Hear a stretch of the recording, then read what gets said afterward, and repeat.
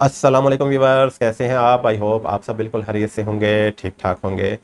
आज इस वीडियो में आपको यूएसए B1 B2 वीज़ा के हवाले से अपडेट दूंगा।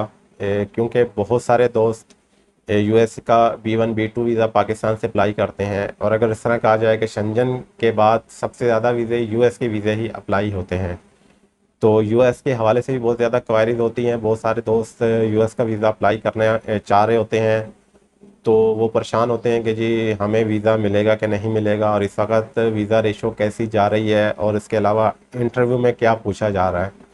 तो आज मैं आपको यूएस की वीज़ा रेशो के हवाले से अपडेट दूंगा, और इसी तरह इंटरव्यू के हवाले से, क्योंकि यूएस का जो इंटरव्यू है बहुत ही अहमियत का हामिल है। क्योंकि अगर आप इंटरव्यू ठीक दे देते हैं तो आपको वीज़ा मिलने के चांसेस इंक्रीज़ हो जाते हैं, और अगर आपकी फ़ाइल अच्छी है और आप इंटरव्यू ठीक नहीं देते हैं तो आपका वीज़ा रिफ्यूज़ होने के बहुत ज़्यादा चांसेस होते हैं।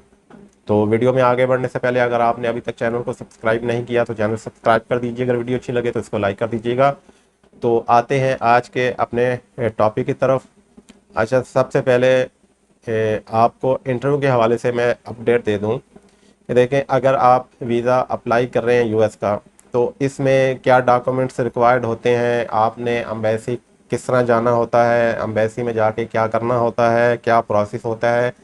इस पे ऑलरेडी मैंने पहले 2-3 वीडियोस बनाई हुई हैं। इसका लिंक मैं डिस्क्रिप्शन में दे दूंगा। जो दोस्त भी इसकी मुकम्मल डिटेल देखना चाहें वो इन वीडियोस में देख सकते हैं।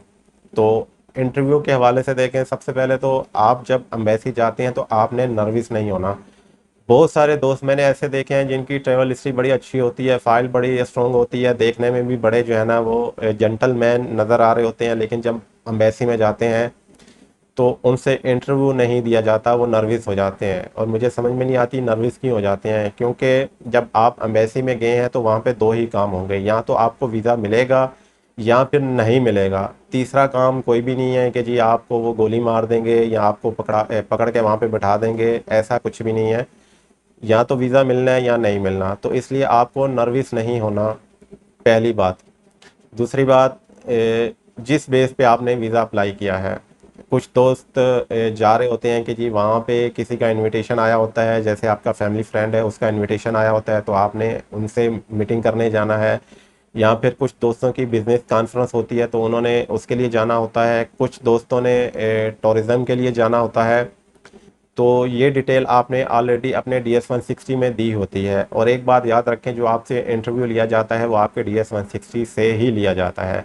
तो इसलिए आपको सब इंफॉर्मेशन होनी चाहिए कि आपने DS-160 में क्या लिखा हुआ है, कितने दिन का ट्रेवल प्लान दिया हुआ है, आपने कहाँ जाना है, कौन सी सिटीज़ में जाएंगे, किन प्लेसेस को विज़िट करेंगे, आपने उसमें अपने बिजनेस स्टार्ट डेट क्या दी हुई है, आपने वहाँ पे जो इनकम शो की हुई है वो क्या इनकम शो की हुई है, और अपने बिज़नेस के बारे में आपने बताया हुआ है कि जी मेरा बिज़नेस एक्सपोर्ट का है, इंपोर्ट का है, तो वो आपको पता होना चाहिए। आपके फैमिली के बारे में जो इन्फॉर्मेशन दी गई है वो आपको पता होना चाहिए। तो मेन जो क्वेश्चन होता है वो पहला क्वेश्चन यही होता है कि जी आपका पर्पस क्या है, आप क्यों जाना चाह रहे हैं। तो अगर आप टूरिज़्म के लिए जा रहे हैं तो आपने सिंपली जवाब देना है कि जी मैं टूरिज़्म पर्पस के लिए जाना चाह रहा हूँ। उसके बाद दूसरा क्वेश्चन ये होता है कि आप कितने दिन के लिए जाएंगे, आप किस जगह पे जाएंगे, कहाँ पे जाएंगे। तो अगर आप न्यूयॉर्क जा रहे हैं तो जी आपने बता देना है कि जी मैं न्यूयॉर्क जाऊंगा और मैं 10 डेज़ के लिए जा रहा हूँ, मतलब जो भी आपने ट्रैवल प्लान दिया हुआ है। और किन किन प्लेसेस का विज़िट करेंगे तो आपको प्लेसेस का पता होना चाहिए। जैसे अगर आपने न्यूयॉर्क का मैनहट्टन दिया हुआ है, आपने जो है ना टाइम स्क्वायर दिया हुआ है, आपने सेंट्रल पार्क दिया हुआ है, तो जो भी प्लेसेस दिए हुए आपको पता होने चाहिए। और आपने प्लेसेस वो लिखने हैं जो कि ईजिली आपको याद भी हो जाए। ऐसा ना हो कि आप बहुत मुश्किल प्लेसेस लिख दें वो आपको याद ही ना हो, तो इस बेस पे भी वीज़े रिफ्यूज़ हो जाते हैं। और अक्सर ये भी पूछा जाता है कि जी इससे पहले आपने कहाँ ट्रैवल किया है, तो आप बताएंगे कि जी मैंने शेंजन कंट्री है जैसे जर्मनी का ट्रेवल किया है, तो आपसे पूछा जा सकता है कि जी जर्मनी में आपने कौन से प्लेसेस विजिट किए थे।